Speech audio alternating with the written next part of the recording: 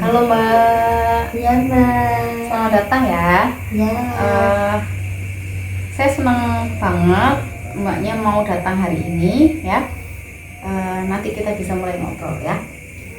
Sebelum kita mulai lebih jauh, saya mau kasih tahu kalau semua yang Mbak sampaikan itu sifatnya rahasia dan saya di sini untuk mendengarkan Mbak ya. Saya nggak akan menghakimi, Mbak bebas bercerita apapun yang Mbak rasakan gitu ya. Boleh Mbak ceritakan sedikit apa yang membuat Mbak memutuskan untuk datang ke sini? Saya itu capek Mbak. Ya karena satu, saya itu anak bungsu yang orang tua saya itu sudah nggak ada. Saya itu 4 bersaudara, ketika kakak saya itu sudah menikah. Dan dekat dengan saya itu kakak saya yang ketiga. Karena saya hidup bersama dengan dia di rumah ini. Cuman kan nggak mungkin dong Mbak, saya bergantung terus dengan kakak yang ketiga saya, karena juga saya punya 2 kakak laki-laki yang dimana dia tuh harusnya tanggung jawab gitu loh sama saya. Tapi nggak pernah gitu loh, spesial pun kayak tanya kabar saya, ngasih ya kebetulan saya itu momennya nggak ada gitu loh, dengan alasan karena saya satu rumah dengan kakak perempuan saya yang dimana bukan tanggung jawab kakak saya. Dan alasan di sana karena dia sudah menikah, sudah punya anak, sudah ada kehidupan sendiri. Lah terus aku gimana? Gitu. Jadi Mbak ngerasa setelah meninggalnya orang tua, Mbak kehilangan sosok rumah yang hangat itu ya, dengan sikap kakak-kakaknya yang sekarang seperti itu. Lalu kira-kira apa yang udah Mbak lakukan untuk mengatasi apa ya, rasa sedih yang Mbak rasakan itu, atau rasa sebel ke kakak-kakaknya itu, kira-kira apa ya yang udah dilakukan? Saya sudah pernah coba ngomong rasa sakit hati saya itu karena saya tidak diperlakukan dengan baik. Ya kasarannya kayak gak direken gitu loh Mbak. Oh iya iya. Terus saya sudah seperti itu, nggak direken, ya sudah, saya cuma bisa diem di kamar terus nangis, diem murung, itu aja sih Mbak. Ya tapi tetap masalahnya masih seperti itu, nggak ada solusinya. Kadang saya juga agak capek gitu. Jadi Mbaknya ngerasa kayak nggak dihargai juga, kayak nggak terlihat gitu ya. Oh iya iya iya. Terus kira-kira apa sih yang Mbak pengenin gitu dari kakak-kakaknya? Ya kepengennya kakak saya itu jadi orang tua yang memang untuk memenuhi kebutuhan apa kayak orang tua gitu loh, karena kan saya dari SMP ditinggal. Nah terus ditinggal orang tua dua-duanya secara langsung dengan jarak 40 hari, dan kakak-kakak saya berasa kayak semuanya fine-fine aja gitu loh. Saya benar-benar cuma dikasih uang itu aja sebelum mbak saya menikah. Ketika kakak saya perempuan udah menikah, ya sudah, itu sudah nggak sama sekali. Pengennya ya tetap jadi orang tua saya gitu, meskipun mereka sudah nikah dan tinggalnya jauh. Emang kalau boleh tahu ya, dulu itu waktu orang tuanya belum meninggal itu apa ya, kan pasti Mbak sama kakak-kakaknya kan juga ngerasain kehangatan lah, pernah hangat lah gitu ya. Itu dulu kayak gimana ya? Kalau dulu tuh ya seneng Mbak, karena kan di rumah itu kumpul bareng, di situ makan bareng. Meskipun kakak-kakak saya sudah menikah, tapi ada waktunya untuk misalkan hari Sabtu buat kumpul semuanya di sini. Karena kan juga ada cucu, jadi ibu sama bapak juga kepengen kan, kangen ketemu cucunya. Jadi suasana yang seperti itu, kumpul bareng tanpa ada cekcok masalah materi. Oh gitu. Sekarang yang jadi masalah juga itu ya, materi itu. Karena kan jangan kan gitu Mbak, di sini aja beras ketika kakak saya perempuan menikah sudah nggak dikasih sama desa. Kalau dulu kan dikasih. Nah sekarang sudah enggak, harus beli sendiri kan. Gitu kakak laki-laki saya masih minta loh ke sini. Nah kan gimana coba pikirnya? Iya iya. Jadi yang menurut Mbak itu seorang kakak itu harusnya Mengayomi. mengayomi gitu ya, terus sekarang kok jadinya kayak gini gitu. Sedangkan Mbaknya masih apa ya, masih belum bisa benar-benar mandiri kan ya, belum nikah ya Mbak ya. Belum. Iya, jadi mungkin itu tadi yang Mbak rasakan. Saya paham sih Mbak. Eh, sudah ditinggal orang tua, terus merasakan kok kakakku malah nggak memperhatikan aku ya gitu ya.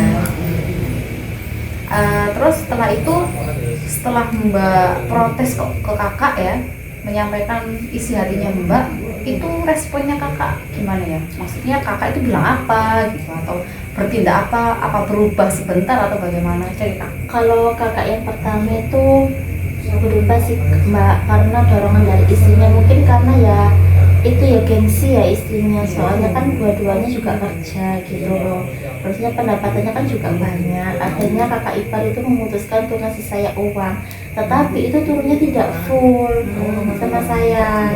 Dari Mbak ipar itu 500.000, sudah bilang ke saya, WA ke saya, ternyata bukan ke kakak saya, ke mas saya, turun ke saya cuma 350.000. Dan nanti kalau saya cerita ke istrinya, tambah masalah baru. Oh gitu. Kalau untuk kakak saya yang kedua, saya sudah capek Mbak cerita sama dia. Bukan dapat solusi, bukan dia berubah, tapi yang ada adu nasib. Oh gitu ya. Ya soalnya ya wes dek, aku yo dek ini yo kerja nguripi gawe bojoku kayak gitu loh Mbak, kasarannya, dengan alasan iya, dua iya. anak dan lain Iya, sebagainya. Jadi kayak ngerasa mereka ya, bukan tapi sebenarnya nggak harus berpikiran seperti itu ya. Mereka mikirnya kayak Mbak itu bebannya mereka gitu ya, padahal seharusnya kan nggak seperti itu ya. Walaupun mereka itu anak apa ya, anak laki-laki, entah laki-laki atau perempuan, tapi yang namanya kakak kan tetap harus mengayomi adiknya gitu ya, apalagi orang tuanya sudah nggak ada gitu ya. Gitu. Jadi lalu apa tanggapan dari keluarga Mbak ya kira-kira, dan apakah Mbak tertekan dengan keluarga lain, anggapan keluarga lain gitu? Keluarga lain itu maksudnya kayak bude, tante Iya, gitu. Dulu sih Mbak ya, waktu awal-awal ditinggal ditinggal meninggal sama kedua orang tua, ada beberapa saudara yang bilang, sudah anggap saja Vicky sebagai orang tuamu. Iya. Ternyata tidak seperti itu Mbak. Itu kayak cuma di mulut gitu Ya ya itu Mbak ya. bohong, mereka bohong. Iya, iya. Jadi Contohnya semenjak gimana kok contohnya? gak pernah kesini, gak pernah kayak nengok lah kayak oporek ponaannya gitu, gak pernah kayak tanya kabar. Jadi kita ya gimana sih Mbak, kita kan masih muda ya, kita mau ke sana tuh ya mau ngapain gitu loh. Sedangkan kita aja kalau di sana ada apa-apa nggak pernah dikasih tahu. Iya, iya. Di sana mau ada acara apa nggak pernah dikasih tahu.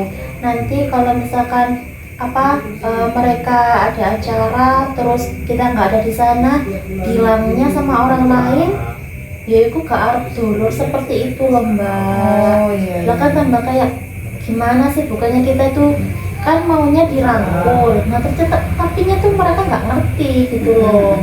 Aku ya bukannya berpikiran jelek karena mereka kayak gimana, karena nggak ada orang tua atau apa ya, tapi ya yang ada memang itu. Iya, iya, iya. Oh gitu. Jadi gimana ya, Mbak itu kayak keserang di segala sisi gitu ya.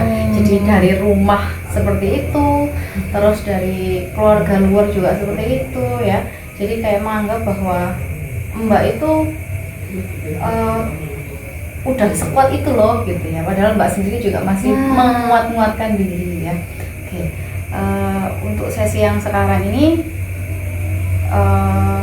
mungkin Mbak ada rasa itu, merasa nggak dihargain ya sama mereka. Ya. Jadi Mbak itu seharusnya ya, maksudnya nggak harus berpikiran seperti itu terus gitu kan, karena dengan melewati semua ini Mbak itu berharga loh gitu, Mbak itu bisa loh gitu loh, Mbak itu yang dipilih untuk menjalani hidup yang seperti itu gitu ya. Jadi Mbak itu nggak usah merasa nggak berharga atau Mbak itu merasa nggak terlihat gitu kan. Dengan seperti itu, dengan dianggap seperti itu, Mbak itu bisa membangkitkan potensi gitu kan. Kadang kan jadinya gitu ya, oh aku mau kerja sendiri biar bisa menghasilkan uang sendiri gitu kan, bisa membuktikan diri gitu kan. Nah, hal-hal seperti itu motivasinya harus dibuat untuk sesuatu yang positif gitu. Jadi bukan untuk balas dendam, pengen memperlihatkan ke orang-orang gitu kan. Jadi nanti mungkin di pertemuan selanjutnya kita akan membahas lebih dalam tentang masalahnya Mbak ini ya. Semoga Mbaknya juga masih harus selalu kuat dan jangan pernah berpikir bahwa Mbak itu nggak berharga ya. Terima kasih ya Mbak. Nah, besok saya tunggu lagi di jam yang sama. Ya, terima kasih banyak ya Mbak. Mbak terima kasih ya mau kesini lagi. Iya. Gimana kabarnya hari ini? Setelah kemarin aku bisa cerita semuanya ke Mbak, sedikit terkasih Mbak, karena kan ada tempat untuk bercerita dan didengar. Alhamdulillah kalau gitu ya. Iya.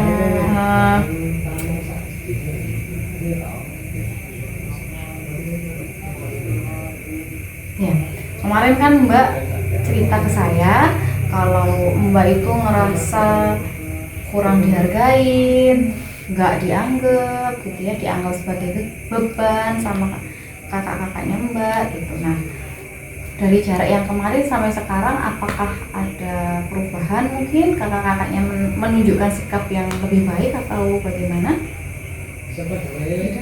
Masih tetap ya? Masih tetap sama. Jadi kamu masih ngerasa kurang diperhatikan sama mereka? Iya. Dulu kalau waktu ada orang tua ya, itu Mbak ceritanya ke siapa? Lebih banyak cerita ke ibu. Oh iya, sekarang nggak ada ibu, Mbak ngerasainnya seperti apa? Ya nggak ada tempat untuk pulang ya, karena kan nggak ada tempat untuk bercerita, berbagi cerita hari ini, terus kayak minta pendapat. Kalau dulu dikit-dikit ibu, sekarang mau cerita ke kakak-kakak juga nggak bisa, jadi lebih banyak dipendam sendiri. Jadi kamu itu nggak hanya kehilangan sosok seorang ibu ya, tapi kehilangan kehangatan dalam keluarga gitu ya. Tuh. Jadi saya bisa ngerasain sih betapa dalam lukanya kamu, mungkin kakak-kakakmu juga yang mungkin secara nggak langsung mereka juga merasakan hal yang sama ya, tapi luka yang ada itu berbeda, mungkin seperti itu ya. Di sini saya pengen nemenin kamu buat melewati semua ini. Jadi seperti yang sesi kemarin saya sampaikan, kamu boleh cerita apapun itu ya, keluarkan diri kamu yang sesungguhnya. Oke. Jadi itu tadi ya, Mbak bisa menceritakan apapun yang Mbak rasakan kepada saya. Nggak usah malu-malu, nggak usah gengsi-gengsian ya. Saya tidak akan menghakimi, saya akan mendengarkan gitu. Nah, sekarang dengan luka yang Mbak rasakan ya, dengan mungkin perasaan-perasaan negatif yang Mbak rasakan, itu apakah berdampak di kehidupan sosialisasinya Mbak? Ya, sama.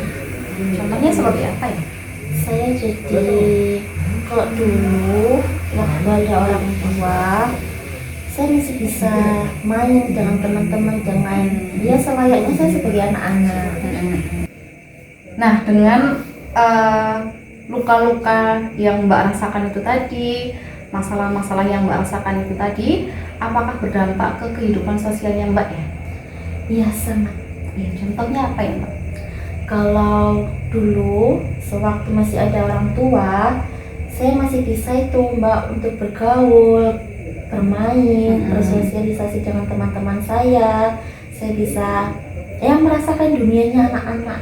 Oh iya. Semasa waktu itu gitu loh. untuk saat ini ketika orang tua saya sudah meninggal, saya tidak lagi mendapatkan sosok anak-anak karena ya saudara dari bapak ataupun dari ibu juga seperti itu, tidak ada di belakang saya. Terus saudara kandung saya pun juga seperti itu. Jadi saya gimana ya Mbak ya, menjadi pribadi yang introvert gitu loh. Saya lebih suka diam di dalam kamar karena bagi saya dunia luar tuh berisik. Gitu. Iya, dan saya tuh gak suka itu. Apalagi ketika kakak-kakak saya itu datang ke rumah, saya tuh langsung pergi dan saya tidak mau menemuinya. Entah kenapa itu kayak buat saya tuh kayak mangkel gitu loh Mbak. Ya mungkin karena ada rentetan cerita yang kemarin sempat saya ceritakan ke Mbak. Itu juga buat saya semakin malas untuk ketemu saudara saya, saudara kandung ataupun saudara dari orang tua saya pun itu juga saya lakukan sama. Bahkan kalau memang saya tidak ada tempat untuk saya keluar, ya saya lebih memilih diam di dalam kamar dan saya tidak mau siapapun itu untuk masuk ke kamar saya. Karena ya buat apa bertemu dengan mereka, toh saya juga gini-gini aja. Apa ya, sedikit banyak saya udah mulai menggambarkan lah Mbak itu bentuk pertahanan dirinya itu seperti apa gitu ya. Jadi menurut saya dengan Mbak melakukan sikap-sikap yang kemarin dan yang sekarang itu sebagai bentuk pertahanan diri Mbak agar Mbak itu nggak semakin terluka gitu. Jadi yang pertama tadi Mbaknya nggak mau ketemu sama keluarga yang dulunya bilang bahwa aku ini juga orang tuamu gitu ya. Jadi Mbak sudah rasain, oh ternyata kalian nggak benar-benar melakukan itu loh gitu kan. Nah jadi daripada aku terluka lebih dalam, jadi Mbak memilih untuk menjauh gitu ya. Lalu yang kedua itu tadi, Mbak kalau ketemu sama orang-orang ya itu lebih memilih untuk masuk kamar ya. Karena apa? Karena orang-orang menurutku tuh berisik gitu, ganggu pikiranku malah gitu ya. Tuh. Lalu yang ketiga tadi, setiap Mbaknya ketemu sama kakak itu yang Mbak lakukan, aku mending masuk kamar ya, lagi-lagi masuk kamar. Karena apa? Karena Mbak itu kayak yang saya tangkep ya, kayak muak gitu sama mereka ya. Ngapain sih kesini kayak gitu kan? Ngapain sih kesini, lagian kalian juga nggak ngurusin aku gitu kan? Oke. Jadi gini, Mbak, pertanyaan terakhir ya mungkin, Mbak dulu orangnya seperti apa gitu sebelum ini terjadi? Saya itu anaknya ceria, Ya. saya suka cerita, saya suka main ke sana ke sini karena juga orang tua mengizinkan gitu loh. Ya saya lepas gitu loh Mbak, jadi anak yang ya selayaknya anak-anak gitu. Tapi ketika orang tua nggak ada, saudara seperti ini, kakak-kakak saya seperti itu, saya dipaksa dewasa dengan rentetan cerita itu tadi. Dan saudara-saudara dari orang tua seperti itu juga membuat saya kayak semakin terluka gitu loh Mbak. Udah mereka nggak ngereken saya, terus dengan mereka cerita lain lagi untuk membela mereka di depan orang lain, seolah-olah saya yang salah gitu. Jadi dulunya Mbak itu ceria ya? Dan saya itu mudah bergaul, saya mudah mendapatkan teman, saya mudah akrab dengan orang lain. Tapi setelah itu sudah terjadi, saya udah nggak seperti itu lagi.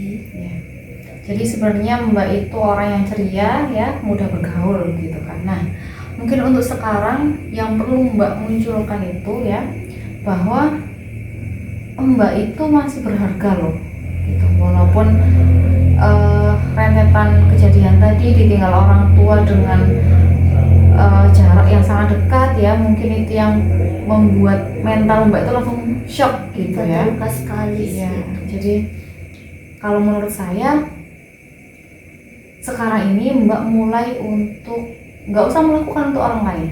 Nah, nggak usah kayak aku pengen show di depan orang-orang, aku pengen terlihat kuat, nggak usah. Jadi kalau Mbak waktunya lemah, silakan lemah gitu. Ya lemah aja di Tapi depan orang-orang, bagaimana nggak Mbak apa-apa dengan gitu. anggapan orang-orang yang seperti itu? Nah, jadi gini, nanti itu tadi, jadi nggak setiap waktu kan Mbak itu akan lemah gitu ya. Tapi kalau Mbak bukan pengen ya, ngerasa lemah gitu, nggak apa-apa, tunjukkan aja lemahnya gitu.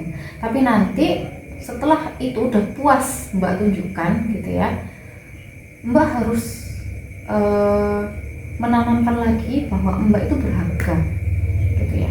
Bayangkan orang tua Mbak itu masih melihat Mbak gitu. Jadi Mbak itu melakukan itu tuh untuk diri sendiri gitu. Jadi tetap lakukan aktivitas yang dulu Mbak senangi gitu ya. Kalau seumpamanya Mbak dulu sukanya jalan-jalan, ya udah jalan-jalan gitu ya, jalan-jalan nyenengin diri sendiri dulu. Gimana mau jalan-jalan Mbak, saya ada cara rusak. Aduh Mbak, biasanya gimana? Nah gimana, saya kerjanya sebagai VIP, gajinya nggak iya. seberapa. Kakak saya nggak mau tuh diminta untuk bantu saya beli sepedanya. Oh, terus kesenangan Mbak yang lain tuh apa sih kira-kira gitu? Tidur. Bagaimana itu Mbak? Iya nggak apa-apa, saya ya mungkin karena kamar itu udah jadi tempat nyaman mungkin ya Mbak ya. Ya itu tadilah, pokoknya Mbak itu mulai mencari kesenangan yang buat Mbak itu senang gitu ya, berharga di depan orang-orang.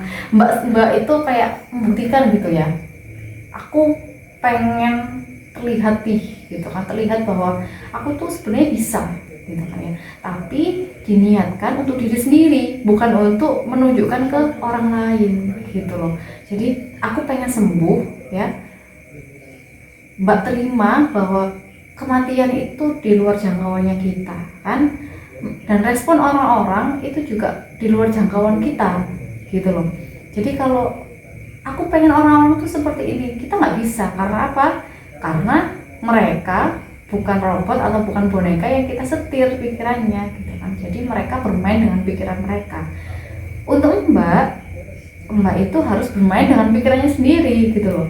Jadi kalau Mbak terus-terusan beranggapan bahwa aku nggak berharga nih buat mereka, itu akan melemahkan Mbak, melemahkan mentalnya Mbak gitu kan. Lama-lama nanti nggak cuma di kamar aja gitu kan, bahkan nggak keluar berhari-hari gitu loh ya kan, takutnya kan seperti itu. Jadi jangan sampai masalah-masalah yang Mbak hadapi itu melemahkan Mbak. Kalau bisa itu menguatkan, ditanamkan ke diri sendiri. Biasanya itu ada yang namanya afirmasi positif ya, kita di depan cermin gitu, aku kuat, aku hebat kayak gitu. Nah itu mungkin hal remeh ya, mungkin anak-anak kecil aja yang bisa melakukan. Tapi sebenarnya kalau kita mau dengan sungguh-sungguh ya, kita lakukan itu nanti lama-lama kayak doa gitu loh Mbak. Jadi oh aku ngerasain nih, aku beneran kuat gitu kan. Kita buktikan kalau kita itu bisa ya. Jadi Mbak yang dulu ceria itu dimunculkan lagi. Iya, itu tadi digarisbawahi bahwa bukan untuk orang lain tapi untuk diri Mbak sendiri. Iya, soalnya Mbak masih muda, sayang gitu kan. Nanti kalau masih jalan di tempat ya, kematian orang tua, kasihan orang tuanya juga gitu ya. Jadi itu tadi, itu hal-hal yang nggak bisa kita atur ya, yang bisa kita atur adalah hari ini dan diri Mbak gitu ya. Jadi saya harapkan ya, kita harapkan semoga Mbak bisa lebih baik ya. Nanti kalau memang ada yang perlu disampaikan lagi, Mbak datang lagi nggak apa-apa ya. Atau Mbak nanti bisa WA, bisa telepon kalau pada saat itu juga Mbak membutuhkan orang untuk bercerita gitu ya Mbak ya. Ya. Jadi sudah ada yang mau diceritakan lagi? Ya, alhamdulillah. Jadi itu tadi pesan saya lakukan apapun hal positif yang Mbak pengen lakukan untuk diri sendiri ya. Terima kasih ya Mbak ya, semoga lebih baik di hari besok ya. Terima kasih. Terima kasih banyak ya Mbak. Terima kasih.